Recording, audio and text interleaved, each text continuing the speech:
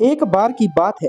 एक गरीब लड़की रीना व उसकी माँ लक्ष्मी सड़क पर जा रहे थे।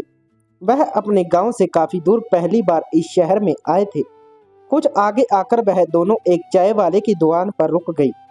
कुछ पल वहां देखने के बाद लड़की की माँ लक्ष्मी दुकान वाले के पास पहुंची और उससे कहने लगी, भैया, हम आज ही सोनापुर गांव से आए हैं। हमारा इस शहर में कोई भी नहीं है। क्या आप मुझे अपनी दुकान में कुछ काम दे सकते हैं, जिससे मैं अपनी बच्ची का पेट भर सकूं? इस पर चाय की दुकान वाला कहने लगा, बहन, मेरे पास तुम्हारे लिए कोई बड़ा काम नहीं है और ना ही मैं तुम्हें इतने पैसे दे पाऊंगा। इस पर लक्ष्मी कहने लगी, भैया, मुझे पैसे की जरूरत नहीं है। मैं आपके बर्तन भी मांज लूंगी। बस आप उसके बदले में मुझे इतना खाना दे देना कि जिससे मेरी बच्ची का पेट भर सके। दुकान वाला कहने लगा, ठीक है बहन, लेकिन तुम रहोगी कहाँ? इस पर वह बड़ी मायूसी से कहने लगी, भैया, मेरा इस दुनिया में कोई नहीं रहा, क्योंकि रीना के पिता का देहांत हो गया है, जिसके बाद मेरे ससुराल वालों ने मुझे और मेरी बेटी को धक्के मार कर घर से बाहर निकाल दिया है। वह बोली, अब तो मुझे ही अपनी इस बच्ची को पालने के लिए कुछ ना कुछ काम करना पड़ेगा। आपको मंजूर हो तो मैं आपकी इस दुकान में ही सो जाया करूंगी। सुबह जब तक आप अपने घर से आएंगे तब तक मैं आपकी दुकान में झाड़ू पोछा व बर्तन साफ कर दिया करूंगी। इसके बदले आप बस मेरी बेटी को कुछ खाने को दे दिया करना। लक्ष्मी की ऐसी बातें सुनकर चाय वाले का मन पिघल गया और उसने लक्ष्मी की बात मान ली। दोनों माँ बेटी वहीं दुकान में रहने लगी और काम करने लगी। ऐसे ही उनका समय बीतने लगा। एक दिन चाय वाला उससे कहने लगा, बहन, मैं तुम्हारे लिए पास के कारखाने में बात करूंगा जिसमें मेरी चाय जाती है।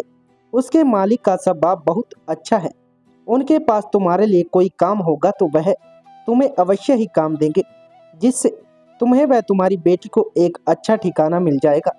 यह कहकर चाय की दुकान वाले भैया ने जब कारखाने के मालिक से उन दोनों के बारे में बात की तो मालिक ने कहा, ठीक है, हमारे घर पर एक काम करने वाली की आवश्यकता है, इसलिए तुम उसे हमारे घर भेज देना। वह चाय वाला लक्ष्मी व उसकी बेटी को मालिक के घर भेज देता है, जहां पर मालिक की पत्नी लक्ष्मी को घर का पूरा काम समझा देती है और साथ में यह भी समझा देती है कि तुम्हारी बेटी रीना मेरी बेटी समायरा से दूर रहे, जिससे उसे किसी भी तरह के इन्फेक्शन या बीमारी का खतरा ना रहे। एक दिन लक्ष्मी रसोई में काम कर रही होती है कि अचानक उसकी बेटी रीना के चीखने की आवाज़ सुनाई देती है। लक्ष्मी भागकर वहां जाती है तो देखती है रीना ने समायरा की फ्रॉक हाथ में ले रखी है और उसे देखकर बहुत खुश हो रही है। इतने में मालकिन भी वहां आ जाती है और लक्ष्मी वह रीना को डांटने लगती है। वह कहती है, लक्ष्मी, मैंने तुमसे कहा था ना कि समायरा की किसी भी चीज को मत छूना और उससे दूर रहना। यह कहते हुए मालकिन समायरा की उस फ्रॉक को रीना को ही दे देती है और कहती है, अब इस फ्रॉक को तुम ही पहनना। यह कहते हुए गुस्से से यह कहते हुए चली जाती है। एक दिन मालकिन व लक्ष्मी पास के बाजार में सामान खरीदने साथ में जाती हैं और रीना व समायरा घर पर अकेली रह जाती हैं। वह दोनों अलग अलग खेल रही होती हैं कि अचानक समायरा को चक्कर आ जाते हैं और समायरा बेहोश हो जाती है। तभी पास ही खेल रही रीना की नज़र समायरा पर पड़ जाती है और वह भागकर उसके पास पहुंच जाती है। रीना समायरा के ऊपर पानी की बूंदें डालती है जिससे उसे होश आ जाए, पर समायरा अपनी आंखें नहीं खोलती। रीना घबराकर बिना देर किए पड़ोस में जाकर शोर मचाकर यह बताती है कि देखो, समायरा को पता नहीं क्या हो गया है और वह उठ भी नहीं रही। उनके पड़ोसी आकर जब घर में देखते हैं तो वह समायरा की हालत देखकर जल्दी से डॉक्टर को बुला लेते हैं। कुछ ही देर में डॉक्टर वहां आ पहुंचते हैं और समायरा को इंजेक्शन लगाते हैं जिससे वह होश में आ जाती है। कुछ देर बाद मालकिन व लक्ष्मी भी बाजार से लौट आती हैं और घर पर पड़ोसियों को देखकर घबरा जाती हैं। समायरा की हालत देखकर तो मालकिन बहुत ही परेशान हो जाती है, लेकिन डॉक्टर उन्हें दिलासा देते हैं कि अब वह ठीक है और कुछ दवाइयाँ लिख देते हैं। समायरा की मम्मी उसके पापा को भी फ़ोन करके बुला लेती है। डॉक्टर उन दोनों को समझाते हैं कि ब्लड प्रेशर लो हो जाने की वजह से समायरा को चक्कर आ गए थे और वह बेहोश हो गई थी। ऐसे में अगर यही समय समय पर रीना पड़ोस में जाकर लोगों को नहीं बुलाती तो कुछ भी हो सकता था।